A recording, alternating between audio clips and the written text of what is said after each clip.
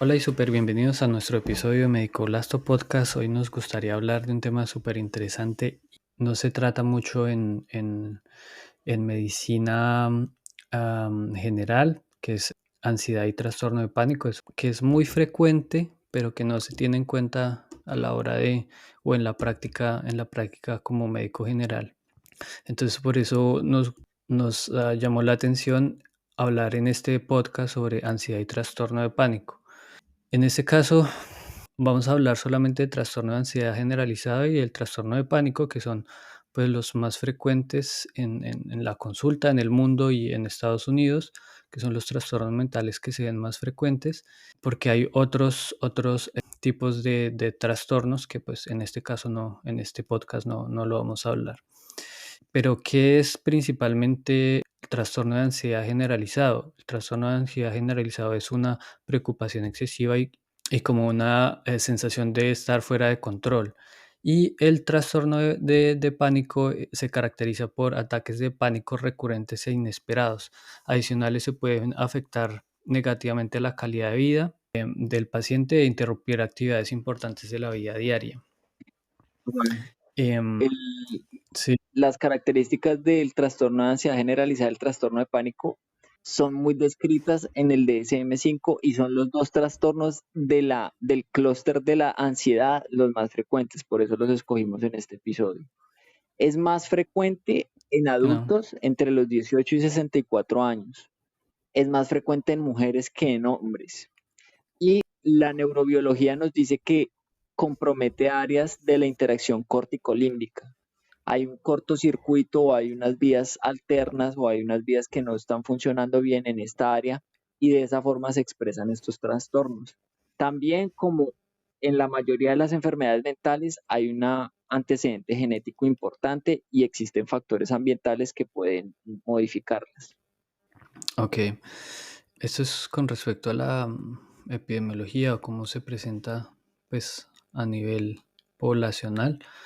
La- por otro lado, tenemos que en la presentación clínica o los criterios diagnósticos, el trastorno de ansiedad generalizado se consiste en una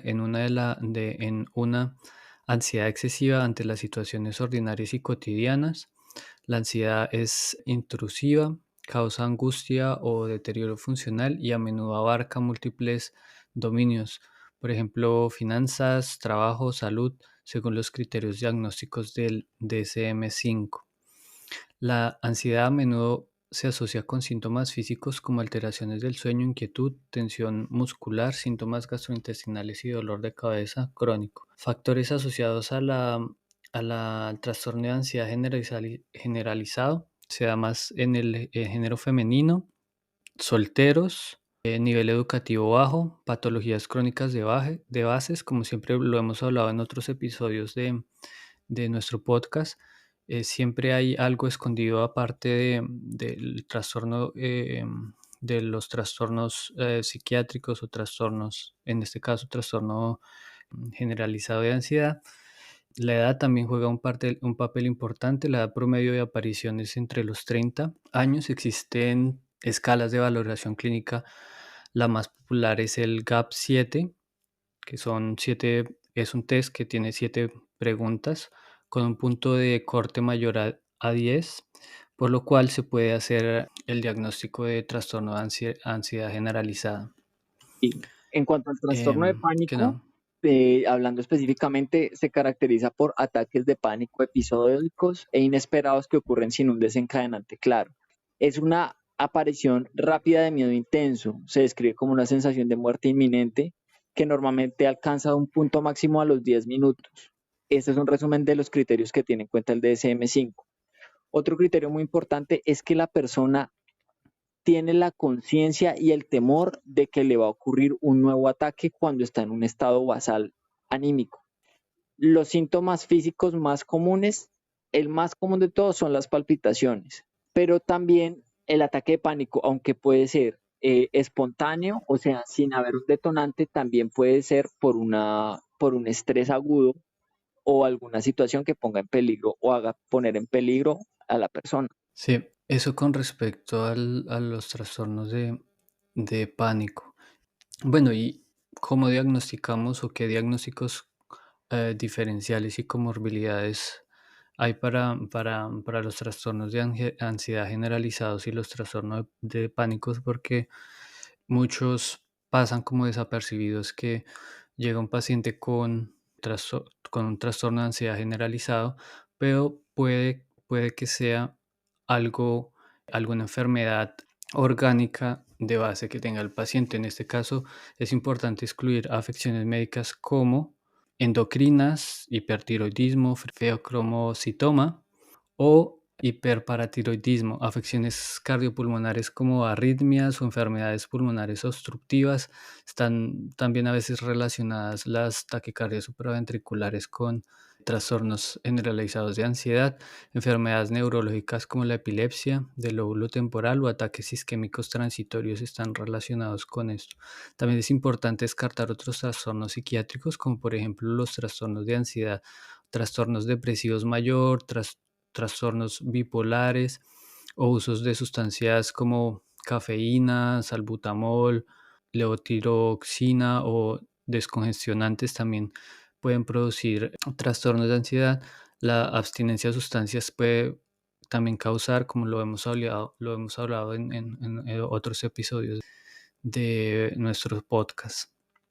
Ahora nos gustaría hablar del tratamiento, cómo podemos tratar los trastornos de ansiedad.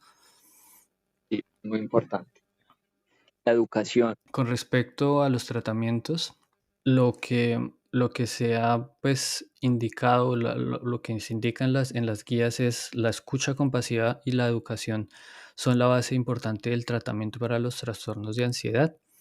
Cambios en el estilo de vida, como eliminar posibles desencadenantes, como por ejemplo el consumo de estimulantes, neuroestimulantes como cafeína, nicotina, reducir obviamente el estrés, que es también uno de los factores importantes, y un factor importante también es la alimentación. Mejorar la calidad y la cantidad de sueño y hacer actividad física son otros de los factores importantes que reduce y que son parte de la educación para el tratamiento de trastorno de ansiedad. La cafeína puede desencadenar un trastorno de pánico. Las personas con trastorno de pánico pueden ser más sensibles a la cafeína que la población en general debido al polimorfismo genético en los receptores de adenosina. Además de fumar disminuye la ansiedad, aumentar de 60 a 90% la frecuencia cardíaca máxima durante 20 minutos 3 veces por semana disminuye la ansiedad. Es otra de los tratamientos educacionales que se podrían recomendar. Sí, todo eso es importante. Los medicamentos, les voy a hablar ahora, deben ir acompañados de esa intervención educativa que menciona Juan. Los de primera línea son los inhibidores selectivos de la recaptación de serotonina. Entre ellos están escitalopram, fluoxetina, fluoxamina, paroxetina, sertralina. Los antidepresivos duales son la duloxetina y venlafaxina, y también existe la buspirona. Estos medicamentos actúan por depósito, o sea, ellos, si la persona se le empieza a tomar más o menos entre las 2 y las 4 semanas es que empieza a ver la mejoría. Por eso ellos se usan como tratamiento de base y a largo plazo, pero no es un alivio agudo cuando hay un trastorno de ansiedad muy grave o cuando hay trastornos de pánico recurrente. Lo que se hace ahí es que la persona, cuando tiene un ataque de pánico, y para disminuir la frecuencia de estos ataques y la ansiedad de base, es un tratamiento con benzodiazepinas. Ustedes, bueno, conocerán o les invitamos a que consulten qué tipos de benzodiazepinas existen. El clonazepam es una de ellas, es una de las que más se usa porque tiene menos potencial de abuso y riesgo de rebote. El problema con las benzodiazepinas es que algunas producen tolerancia, sedación, confusión y pueden generar algunas adicción. Cuando las benzodiazepinas no son preferidas por el paciente como para esa terapia de ataque rápido, se usan otros medicamentos como la pregabalina, la quetiapina o la hidroxicina. Estos actúan en otros neurotransmisores, pero tienen esa ventaja, y es que dan un alivio inmediato. Puede que no sean tan eficaces como las benzodiazepinas, pero son mejor toleradas y no tienen tantos efectos adversos. Cuando una persona tiene instaurado un tratamiento, sea con esa terapia de ataque, con la terapia basal, que es casi siempre con un antidepresivo, se le recomienda que más o menos 12 meses debe durar. Si a los 12 meses eso se titula, o sea, se sube o se aumenta la dosis, aún persisten los síntomas, puede que el tratamiento vaya a ser indefinido. Y también hay que tener en cuenta que el placebo se ha estudiado que tiene una respuesta positiva. Entonces esto también se tiene en cuenta al momento de prescribir un fármaco. Un placebo sirve para quitar la ansiedad. Eso con respecto a los medicamentos del tratamiento. Hay otras formas también de tratamiento que son los tratamientos por psicoterapia y terapias de relajación. Las terapias cognitivo-conductuales han demostrado ser pues la mejor terapia. La terapia cognitivo-conductual puede utilizarse como relajación ampliada, terapia de exposición, respiración, reestructuración cognitiva o educación. La psicoterapia es tan eficaz como los medicamentos para el trastorno de ansiedad generalizado y el trastorno de pánico. Se recomienda combinar psicoterapia con tratamiento farmacológico, ya que disminuye la recaída incluso en 2 años. La psicoterapia puede realizarse semanalmente durante al menos 8 semanas para evaluar su efecto. La meditación es útil. Atención en el presente y conciencia momento a momento sin prejuzgar. Son unas de las terapias que han demostrado ser más efectivas para los tratamientos de ansiedad generalizada y el trastorno de pánico. Hay otras terapias, como las terapias complementarias, que Santiago nos va a hablar de estas terapias Sí, Juan. alternativas. Entonces, extractos de plantas como cava, aceite de lavanda, pasiflora, hierba de San Juan y valeriana. Estos extractos pueden ser, por ejemplo, naturales, a veces uno se encuentra en gotas, o los laboratorios de medicina natural de fitofármacos las hacen en forma de comprimidos. Y hay otros suplementos como el triptófano, el 5-hidroxitriptófano, el inositol y la S-adenosilmetionina que también sirven para estas dos enfermedades. Cuando el médico general o el médico familiar o el médico de cualquier otra especialidad tiene un paciente que a pesar de todo, de varias intervenciones no responde y que presenta estos síntomas y estos síntomas tienen un deterioro en su calidad de vida, como mencionamos al principio, que es lo que más es preocupante, o sea, una persona que pierde su funcionalidad y que teme salir y que no tiene control sobre, digamos, el momento a momento en el que vive, uno debe considerar ya enviar al psiquiatra. ¿Cuándo lo considera? Cuando eso, a pesar de los tratamientos con estas tres, fármacos, psicoterapia y educación, no funciona en un periodo más o menos de 12 meses, si hay presentación atípica de los síntomas, ¿sí? O si aparte de eso se identifica una comorbilidad psiquiátrica subyacente. Estos son para tener en cuenta que hay que ser manejada por un especialista en la mente como es el psiquiatra. Sí, exactamente. Bueno, ahora me gustaría hacer como un resumen. Bueno, en general, los trastornos de ansiedad generalizada y el trastorno de pánico son unos de los trastornos que se ven más frecuente en la consulta médica, que está entre las edades entre 18 y 64 años. Es un amplio rango de edad. La presentación clínica consiste pues obviamente en ansiedad excesiva ante situaciones ordinarias o cotidianas. El diagnóstico, tenemos herramientas para diagnosticarlo como el GAP-7. Tenemos varios tipos de herramientas como estas. Diagnósticos diferenciales, tenerlos muy, muy, muy en cuenta, porque atrás de estos trastornos de ansiedad generalizada pueden encontrarse otras enfermedades. En cuanto a los tratamientos, encontramos que hay tratamientos educacionales y con medicamentos.